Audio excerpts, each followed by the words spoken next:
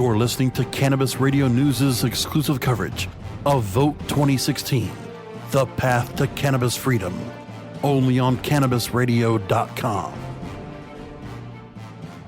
All right, everybody, welcome back to our election night preview, and we are discussing the Denver Social Use Initiative. This has been brought forth by folks at Denver Leaf Consulting and other activists that want to see a form of licensing that local businesses in Denver can use to allow for the adult consumption of marijuana on their premises.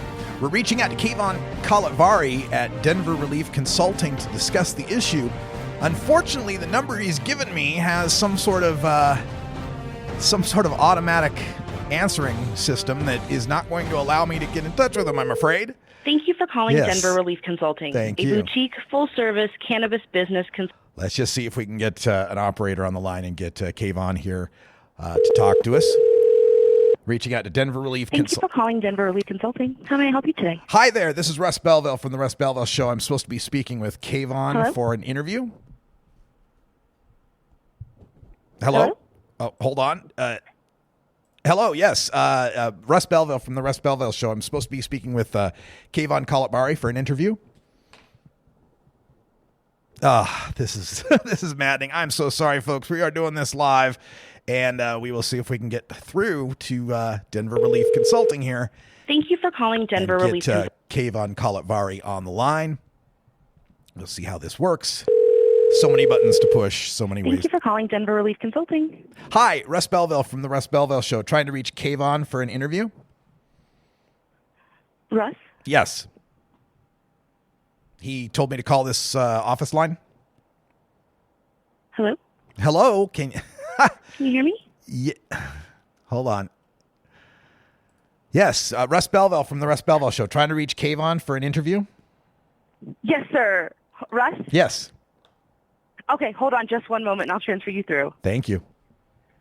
Sorry, everyone. Listening live, we have to deal with these things sometimes.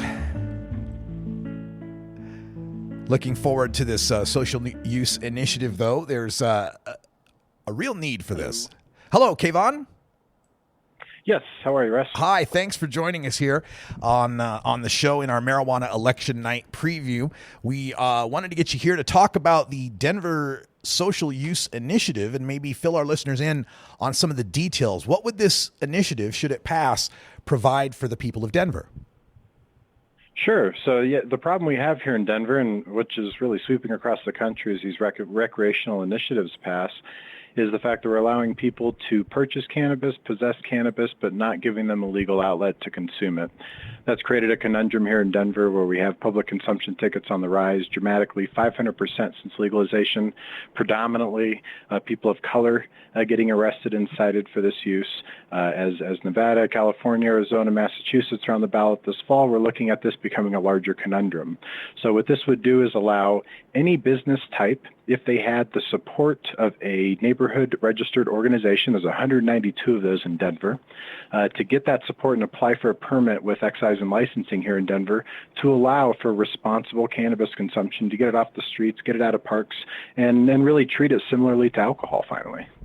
I really love this initiative and the efforts to try to provide some sort of public consumption space. The efforts so far in other states and other places in Colorado, for that matter, have kind of focused on a bring your own bud private model where cannabis users are segregated from all other sorts of outlets. Whereas this initiative, we could have, public use at, like you said, any type of business, a yoga studio, pizza parlor, restaurant, whatever. But realistically speaking, Kayvon, of those 190 odd organizations, how many of them do you think are really going to support this? Is there neighborhood support for this idea? That's a great question. I can tell you right now that I sit on the board of directors for one, the art district on Santa Fe that's very interested in pursuing this. We've had discussions with other neighborhood organizations that are in charge of territories that are looking for a differentiator. They're looking for an advantage in competing with some of the more well-funded districts around Denver. So the Colfax Strip in general here in Denver, which has not got a lot of attention from the city as far as getting redone, getting some of the resources brought into them. There is interest. And the beauty of this, I think, this initiative is it allows folks to baby step into this process. So if we can get even 3, 4, or 5 of these groups on board, which I think we can very early on, they're going to prove that the sky's not going to fall, just as we did with Amendment 64, prove that this is a workable solution. And I believe it's ultimately going to create competition amongst these neighborhood organizations that are looking for differentiators in getting people to their districts. So I think even though we may not have a huge amount of support from these rather conservative organizations on the front end, it's only a matter of time before, just as we've done with Amendment 64, prove that this is something that is here to stay and something that can really be a huge boon for the economy of these local neighborhoods. I look at Amendment 64 when it passed here in Colorado. Denver was the only city in the 10 most populous in the entire state that took advantage of allowing these licenses to exist recreationally here in Denver, and now we're seeing almost every municipality come on board with it because they understand the benefits and the need for cannabis progress and policy. So, just as we've done for the last 12 years, I've been in this movement here in Colorado. It's all about baby steps. It's all about being the bigger person, having these ideas, and making sure that all stakeholders are included in that conversation, which is what this initiative does. I have no doubt it's going to prove itself and get other people on board with it over time. If one of the neighborhood organizations grants its approval for licensees within its neighborhood, is that subject to renewal? Could they then revoke that at some later time? So the conditions that are agreed upon by this prospective permit holder in these neighborhood organizations do become a condition of that permit. The beauty of the permit system, it's not a license. It's not a year-long license like a liquor license, or there's another initiative here in Denver that failed to make the ballot. That would have been a year-long license. This could be for a 2-hour permit for an event. It could be for only certain days of the week, certain hours of the day. It could be for a month or a year. It allows people to baby step in it. So I have no doubt that we're going to you would use these first to adopt neighborhood organizations to create best practices that make other people feel comfortable with buying into this. So, it's the process of really understanding that this is the first time this has ever been done in the history of the world. There isn't a place in the world that regulates the social use of cannabis, and Denver can really be the first advantage of that. I have no doubt this has done really well, I think, at the forefront of this cannabis movement thus far. The world see that this is something that's necessary, and it's going to get implemented appropriately, responsibly, and with the input of all stakeholders. Are there any requirements or restrictions that potential license holders or permit applicants, I should say, might need to know? Like they have to be out of public view or have a certain amount of air circulation or has to be indoors, anything like that? You bet. So cannabis has been formally adopted into the Colorado Clean Indoor Air Act. So this would not technically allow for the combustion of cannabis indoors unless you're within some of these exemptions, which is like having 3 employees or less or something like that, which we can do with events. We can do with all sorts of things on a smaller level, not maybe for the longer enduring licenses, but we can allow for combustion outdoors on patios, on rooftop decks, as long as they're outside of the public right-of-way view and outside of view of our places where children congregate. There's odor requirements of, if too much combustion's happening and it's an annoyance to the neighbor, we have odor control provisions that all cannabis businesses must comply with here in Denver. And then ultimately it's a pilot program. So if this whole entire thing fails, which I really don't believe that it's going to, this will sunset in 4 years unless extended by city council or voter initiative. But ultimately, having those neighborhood organizations as a part of this allows them to create restrictions that are ultimately right for their neighborhood and ease into this. Other restrictions that they may have to be considerate of are, we have tips training for alcohol. If you're serving someone in a bar setting, you have to go through some third-party training and get certified to make sure that you understand what intoxication is, you understand when to cut people off. We're going to push for that same thing to exist for cannabis consumption. We also allow for the City Council and Excise and Licensing here in Denver to implement additional provisions that don't fall outside of the initial scope to make sure that their concerns are heard and that we really have everybody's input on this, which is ultimately the most important thing and something Colorado's done really well in the history of cannabis progress. Kayvon, assuming that the relevant neighborhood organization would approve the permit, is this initiative expansive and flexible enough to herald the return of the High Times Cannabis Cup to Denver? That's a great question. So there are a couple things that I think lead into that conversation. First of all, this initiative has pushed state legislature to create action. So they actually just finalized a bill proposal yesterday that's going to be introduced to the legislative session in Colorado next year that would allow for consumption tasting rooms, so to say, similar to what we have for breweries, to exist here adjacent to dispensaries. So I know that the Cannabis Cup folks are talking with a couple dispensary operators here that are working on some larger projects, such as an amphitheater, a cannabis museum, kind of this cannabis property. It would allow for the consumption of state legislative initiative adjacent to those dispensaries. But in addition, it wouldn't preclude ours from happening. So theoretically, we could have these different approved, licensed, permitted spaces for cannabis consumption. And yes, I would say that this would allow for the return of the High Times Cannabis Cup. Fantastic news. Kayvon Kalapbari is with Denver Relief Consulting, and the initiative is the Denver Neighborhood Supported Social Use Initiative. I hope I got that right. Tell them the actual details. What's the number and any sort of contact they might need to get more information? Yeah, this is initiated ordinance 300 this fall in Denver. It is the Neighborhood Supported Cannabis Consumption Pilot Program. You can learn a whole lot more. We're obviously taking donations because we need to educate voters appropriately about what this means. You can do that and learn more about the initiative and see the list of 80 business supporters we have so far. I hope to grow that to 300 before this passes. Also, our political influence around there, the Denver Democratic Party just endorsed us on Monday. So we're getting progress in traditional spheres as well. But the website is socialuse.org, and that's everything you need. If anybody wants to reach out to me and have a discussion about it personally, more than happy to, because this is ultimately about education and making sure that this thing that's not going away is appropriately considered and hopefully implemented. Well, Kayvon, good luck on election night. We'll be covering it on Marijuana Election Night 2016 here on CannabisRadio.com, and I hope to report that Denver becomes the first jurisdiction in the world to allow this kind of social use. Kayvon, thanks for all you're doing, and good luck. Thank you much for having me, Russ. Take care.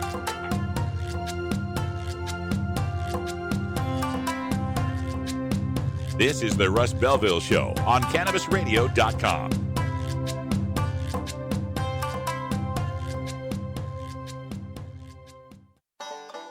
Seed to sale, clicks to conversions, and more. You're listening to the Cannabis Radio Network. While the feds and state are doing their dance, you still need to transact business and manage your cash. Go professional and let your customers pay with PayQuick. They pay you and they earn rewards points. PayQuick connects to your bank account for free and secures all of your transactions. And with PayQuick, you can pay your producers and processors for free. Plus, it pays to have it because it makes depositing your cash safe and so easy. No cops, no crooks, just compliance and comfort, knowing you have your cannabis business in check with PayQuick. PayQuick, the safe and easy way to pay. PayQuick.com.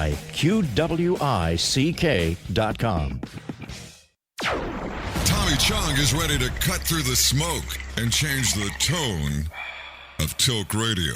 All you have to do is decriminalize. We don't need a government regulation to tell us this is good pot, that's bad pot. We don't need any of that. The Tommy Chong Podcast, only on CannabisRadio.com.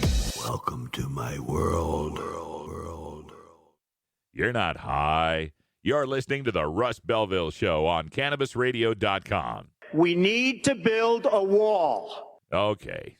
Maybe you're high, too. New beginner guitars and banjos are often constructed much better than ones built before your time. Why struggle? Get a new instrument or fix the old one. The trusted professionals at the Fingerboard Extension will evaluate your instrument for free. Repairs are priced for people who work for a living. Stop by the Fingerboard Extension downtown Corvallis at 120 Northwest 2nd Street today, or check out its inventory on the web at fingerboardextension.com.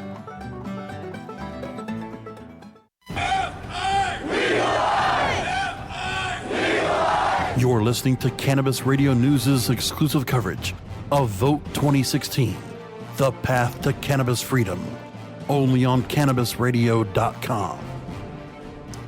Welcome back, everybody, and continuing our preview of Marijuana Election Night 2016, the most impactful election in marijuana reform history.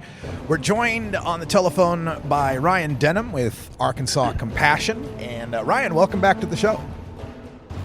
Hey, Russ, thanks for having me on again. Yeah, glad to have you here. And I was telling folks earlier today in one of our segments about these shenanigans that are going on down there in Arkansas. You got two different initiatives on the ballot, and one of them, the other one, is fighting to get you off the ballot. Can you give us some of your perspective on what's happening down there? That's right. So our campaign, issue number 7, we've actually been sued twice. Luckily, the first lawsuit was just dismissed outright yesterday. And that was just a simple ballot title challenge. But this second suit that we're facing right now, it has came to light that this is actually funded for and organized by the competing campaign. So they're actually trying to kick us off the ballot with the signatures. They're trying to argue that we have technical errors versus clerical errors. And, during one of the hearings that we had last week, one of the key witnesses was actually asked how much she was paid to investigate our campaign. And she was actually paid $30,000 to go and go on a witch hunt to try to find, tiny technical problems with signatures. Wow. And it's really difficult to try to understand the motivation here. I mean, I know some of the basics of the background, that issue 7's Melissa Fultz and issue 6's David Couch had worked together back in 2012, had a falling out. But is this really coming down to just two people that have a personal dispute and one of them going a bit overboard? Is that all there is to this? Well, I think that's probably one of the major reasons that this is happening, but I also think there's probably a big financial factor as well. I think Mr. Couch has kind of set up some of his donors to potentially have a big stake in this industry, and how the concentration of power, how his initiative would basically put the power of concentration into the cannabis industry in just a few people's hands. So, it's not technically a monopoly, but it's going to, as few as 4 people could control the entire industry under issue 6. And of course, issue 7, with its ability for a lot of the patients to be able to home grow their own cannabis medicine, would put a dent into some of those profits as well. That's right. Yeah. So we have a hardship cultivation in our initiative. We have 56 medical conditions versus the 14 medical conditions that we have. And, we made the ballot first. And so we always expected, if we made the ballot first, the other campaign would fizzle out. And unfortunately that never happened, and things have really, just kept going. And it's been unfortunate. And, the tragedy out of all this is the patients are facing, the consequences there. And the patients are the ones that could really lose on election day if these two initiatives both, cause each other to fail. Yeah, it really is maddening to have to go through this. And other reports that I've come across have said, this was up on weednews.co, that $1 million of potential funding for issue 7 was lost when issue 6 wouldn't step aside. And how has the fundraising been proceeding, and is that a major hit, or are we going to be able to overcome that? Yeah, that was a major hit. We're the second poorest state in the nation, so it is difficult to raise money in Arkansas. There's a lot of competition right now. This is a big election. So, we've been largely a grassroots campaign. We've raised around $160,000, but $1 million donation would have been, a major help for us moving forward. TV ads and ad buys and, getting out the vote. So, it's really frustrating that issue 6 couldn't, change. We disagree on some things, but they couldn't put those aside and come to work as a team. And that's really, upsetting. But, we're trying to stay as positive as possible. We're feeling good about this second lawsuit. We think that the court will side with us, that these are, tiny clerical errors, not technical errors. The court's already ruled that we do, in fact, have enough signatures that are actually from registered voters, and we collected them from enough counties. So, we've satisfied all those requirements. And so right now, we're trying to get out the vote, educate as many people. We've got folks on the ground across the state, and things are going pretty good on the ground. The other thing that concerns me here is how this turns out after Election Day, when you've got the issue 6, which is a constitutional amendment, and the issue 7, which is a statutory act. If both of those should pass, which one goes into effect? Do parts of both of them go into effect? Does it matter who got more votes? Does amendment trump act? I mean, there's a lot of questions there, but what do you see as far as the outcome if both should happen to get a passing vote? Yeah, it's a great question. And the short answer is no one really knows. If they were both constitutional initiatives or if they were both statutory initiatives, then the one with the most votes would win and become law. But since we're an initiated act and the competing campaign is a constitutional amendment, some think the ones with that they could be potentially reconciled with each other, and that parts of ours that aren't prohibited under 6 could be interwoven with his. So, it's really unclear what's going to happen. And unfortunately, if they both get more than 50% of the vote, it's probably going to end up in court for quite a long time. And then patients, again, are the ones that are going to suffer because, the decision needs to be made in court. In 2012, when Arkansas tried medical marijuana on the ballot, it just narrowly failed. I think it was something like 48%, maybe a little over that. Now, in this election cycle, are the voters more on board with this? Is there good polling? And are they getting some confusion because there's 2 initiatives on the ballot? Yeah, another great question, Russ. So, yeah, in 2012, we were narrowly defeated on Election Day. It was 49-51, so it was, a very close vote. There's been polls that have been floating around that show upwards of 80% of Arkansans support the idea of medical cannabis. But when you look at the specifics with the 2 initiatives, we had a poll done by FM3, a bipartisan polling coalition, and they found that our initiative, Issue 7, polled around 68%.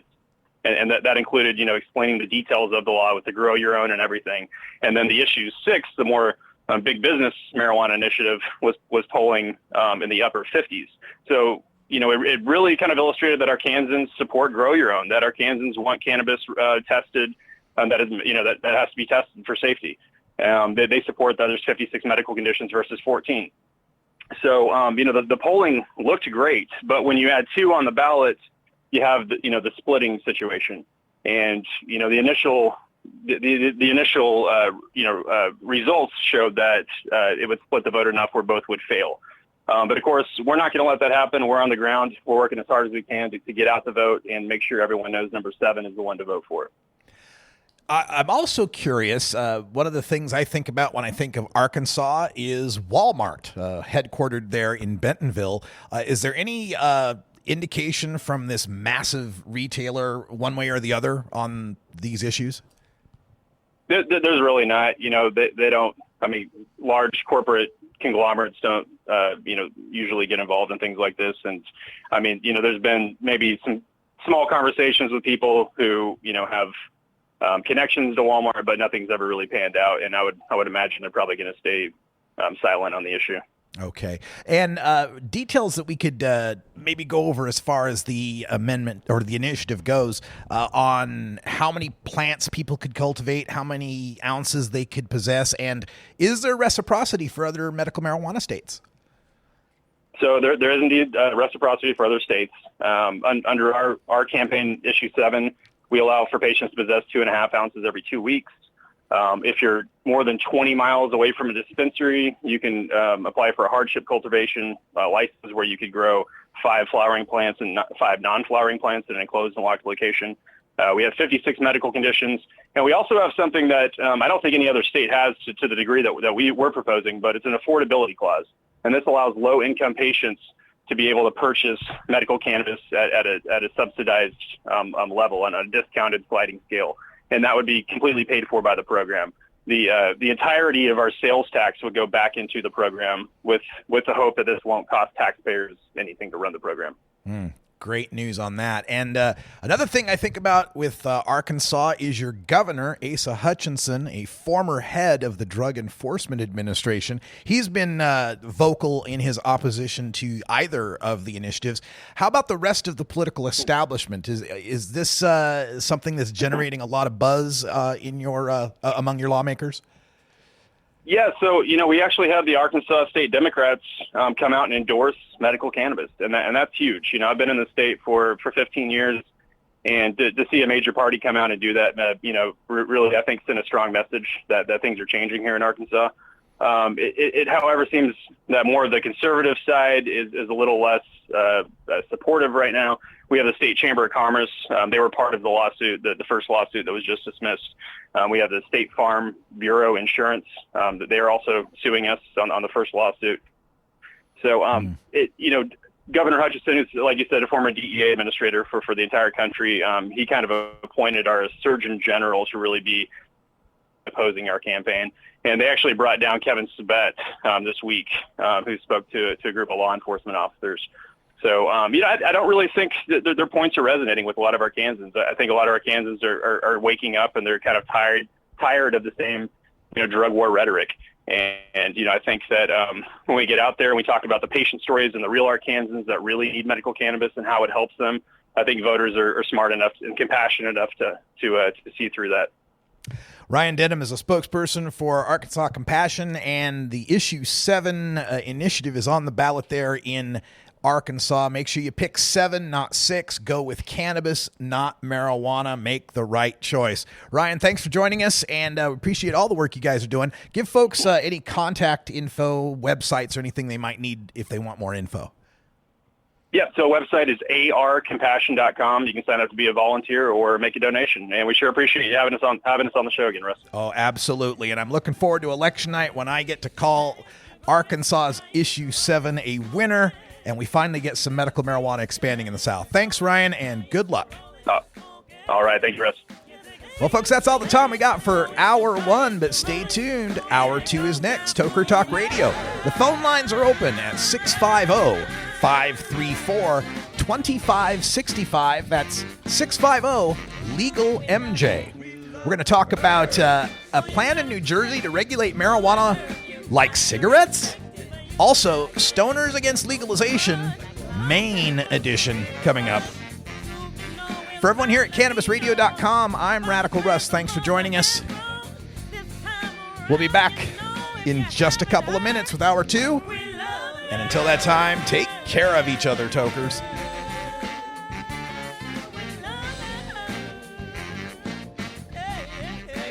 This is the Russ Belville Show. The Russ Belville Show is blogging and podcasting daily at RadicalRuss.com.